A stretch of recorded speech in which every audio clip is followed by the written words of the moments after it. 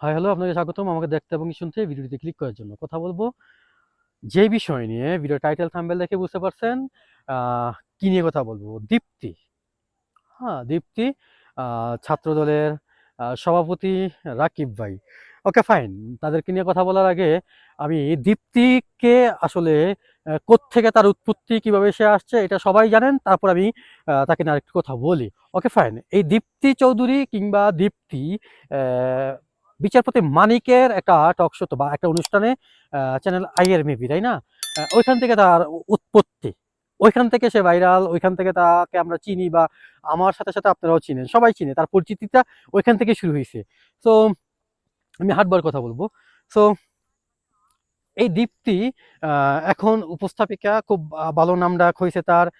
এখন তার রক্ত কি, তার পালস কি, সেটা আপনাকে বুঝতে হবে।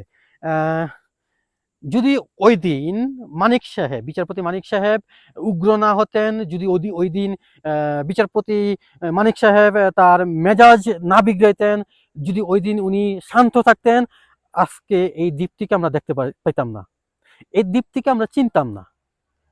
এটা সম্পূর্ণ ক্রেডিট বিচারপতি মানিক মিয়ার। যাই হোক, আমি ওনাকে ব্যক্তিগতভাবে পছন্দ করি না, আমি ওনাকে নিয়েও কথা বলছি, দীপ্তির পক্ষ নিয়ে। ছাত্রদলের নেতা সভাপতি রাকিব ভাই রিসেন্ট একটা টকশোতে ওনার সাথে তর্কে জড়াইছে, ওনার সাথে দুই চার কথাবার্তা কাটাকাটি হয়েছে।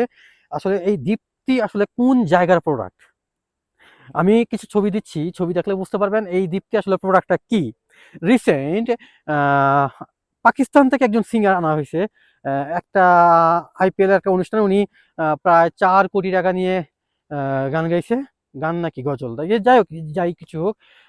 আরেকটা অনুষ্ঠানে সেখানে উনি ফ্রিতে, কোনো টাকা নেয়নি, ওখানে উনি গান গেছে। ইভেন দীপ্তি নিজেও ওখানে উপস্থাপিকা ছিলেন, ওখান থেকে উনি কোনো টাইপ রেভিনিউ নেয়নি। ওকে, এইটা নিয়ে উনি খুবই সমালোচিত, প্রশংসা বাসছেন, বা বাসাটাই স্বাভাবিক।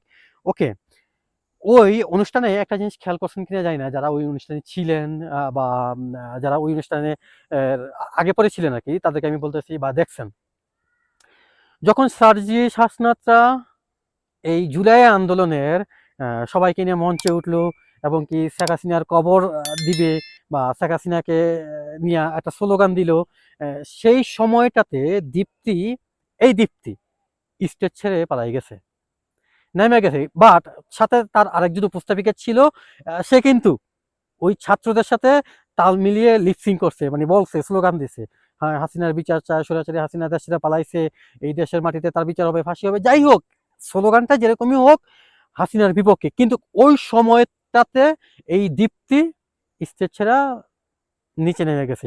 মানে সে এইটার সাক্ষী থাকতে চায়নি, সে কখনই থাকতে চায়নি।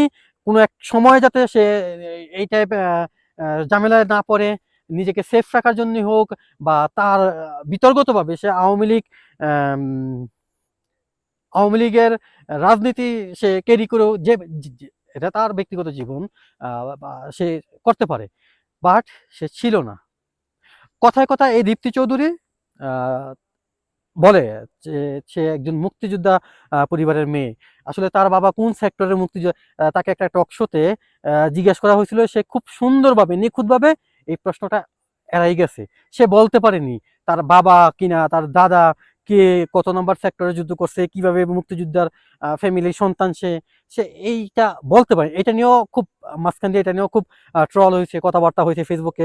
সো এই দীপ্তি চৌধুরী ইদানিং গা চাটা দিয়ে উঠছে, সে ভাইরাল কর না, বা ভাইরাল হওয়ার জন্য হোক, যেভাবেই হোক, রাকিবের সাথে খুব বাজে বিহেভ করছে, যেটা তার সাথে করা উচিত হয়নি। যদি রাকিব ভাইকে আপনারা চিনেন, জানেন, বুঝেন, তাহলে বুঝতে পারবেন এই রাকিব ভাই এই ছাত্র আন্দোলনে নিজে দায়িত্ব নিয়ে শেষ পর্যন্ত মাঠে ছিল, রাস্তায় ছিল, মাঠ বলতে কি রাস্তায় ছিল।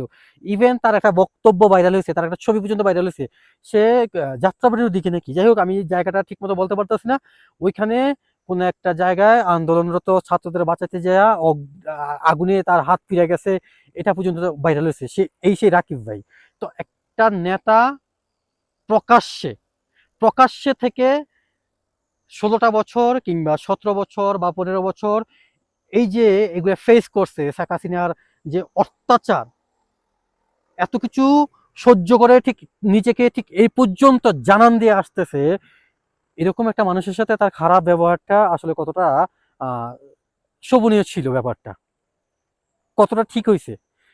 এই দীপ্তি চৌধুরীকে বা এই দীপ্তিকে আমরাই ভাইরাল করছি, এই দীপ্তিকে আজকে এই এই জায়গায় আমরাই নিয়ে আসছি।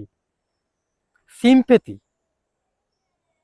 আমরা কথায় কথায় যখন একটা মেয়ে বা নারী গঠিত যে কোনো বিষয় নিয়ে আমরা বলি, এই জায়গাটা ছাড় দিই আমরা প্রত্যেকটা পুরুষ আমাদের সমাজে এই বিষয়টা নিয়ে আমরা সাইলেন্ট থাকি। নারী গঠিত যেই কোনো বিষয়ে আমরা সর্বোচ্চ ছাড়টা তাদেরকে দেই। ইভেন তারা সবসময় আমাদের কাছ থেকে একটা এক্সট্রা কেয়ার পায় বা একটা সুবিধা পেয়ে আসতেছে রাষ্ট্র থেকে, এটা অস্বীকার করার মতো কিছুই নাই।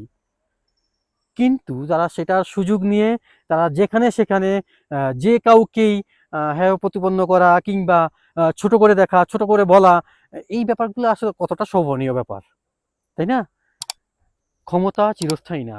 আমি সবসময় একটা কথা বলি, এই যে স্বৈরাচার সরকার শেখ হাসিনা, তার পাপের ফল, তার পাপের কর্মফল যেটা, ফিডব্যাকটা খুব বাজেভাবে পাইছে, পাচ্ছে আরো পাবে। সেম বিএনপি যদি এরকম কোনো কিছু করে বিএনপিও পাবে, যদি জামাত ইসলাম এরকম কোনো কিছু করে জামাত ইসলামও পাবে। কেউ আল্লাহ আল্লাহ তাআলা ছাড় দেয় বা ছেড়ে দেয় না, আল্লাহ তাআলা ছাড় দেয় কিন্তু ছেড়ে দেয় না। এই ব্যাপারটা আমরা আমরা সবাই জানি, ইভেন আমরা মানিও। মানার পরেও আমরা ক্ষমতা পাইলে, ক্ষমতায় গেলে, আমরা সুযোগ পাইলে একটু ছাড় দিয়ে কথা বলি না। তবে আমি মূলত ভিডিওটা বানাইছি রাকিব ভাইয়ের জন্য। প্রিয় একটা মানুষ, খাঁটি একটা মানুষ, খুব সংগ্রাম, খুব যুদ্ধ, জেল জুলুম সবকিছু সহ্য করে ঠিক এখন পর্যন্ত নিজেকে জানান দিয়ে আসছে। ওই যে একটা কথা আছে না, জামাত ইসলামের ছাত্র শিবিরের যেই নেতারা এখন বাইসা উঠছে, এরকম লুকায় ঝুঁকায় না, প্রকাশ্যে প্রকাশ্যে নিজের জানান দিছে, নিজের অস্তিত্বের জানান দিছে। সে যে একজন রাজনীতিবিদ, সে যে ছাত্রদলের হয়ে রাজনীতি করে, এই বিষয়গুলা পদে পদে যতই বাধা আসুক, যত কিছু হোক, জেল জুলুম, রিমান্ডে গেছে, অনেক কিছু সহ্য করে নিজের জায়গাটা ধরে রাখছে।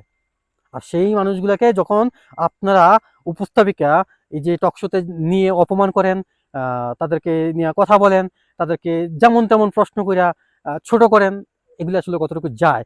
আমি সবচাইতে জঘন্য কাজ যেটা মনে করতেছি, একটা টকশোতে বাহিরে কি হয় সেটাকে অনলাইনে ছাইড়া দেওয়া, জাস্ট ভিউজের জন্য কিংবা নিজের একটা চ্যানেল আয়ের ব্যাপারটা, এটা আসলে কতটা যৌক্তিক? এই কাজটাও তারা খুব জঘন্য করছে। তো একটা সেটে বা একটা টকশোতে ক্যামেরার বাহিরে অনেক কিছু হয়, অনেক কথাবার্তা হয়, ঝগড়া হয়, বাট এগুলাকে সামনে নিয়ে আসা, আবার এটাকেই কন্টেন্ট বানিয়ে সবার কাছে প্রচার করা আসলে কতটা যৌক্তিক? আমার মনে হয় এটার বিষয়ে একটা আইন হওয়া উচিত, বা তাদের নামে চ্যানেল আইয়ের যে এই প্রোগ্রামটার যে উপস্থাপিকা হোক, এই প্রোগ্রামটার দায়িত্বে যে আছে তার নামে মামলা দেওয়া উচিত। আমি মনে করি, কারো আত্মসম্মান বোধ বা ব্যক্তিগত আক্রমণ করা, তাও আবার সেটা অনলাইনে ছাইড়া দেওয়া, হ্যাঁ, সেই ভিডিও ভাইরাল করা কতটা যৌক্তিক? এটা নিয়ে একটা আইন হওয়া দরকার, বা এটা তাদেরকে আইনের আওতায় আনা উচিত। ভিডিওটা বেশি বড় করবো না, সবাই ভালো থাকবেন, সুস্থ থাকবেন। ভিডিও ভালো লাগলে অবশ্যই লাইক করবেন, শেয়ার করবেন। আর হ্যাঁ, আপনি যদি আমার চ্যানেল নতুন হয়ে থাকেন, চ্যানেল সাবস্ক্রাইব করবেন। আজকে এ পর্যন্তই, টাটা।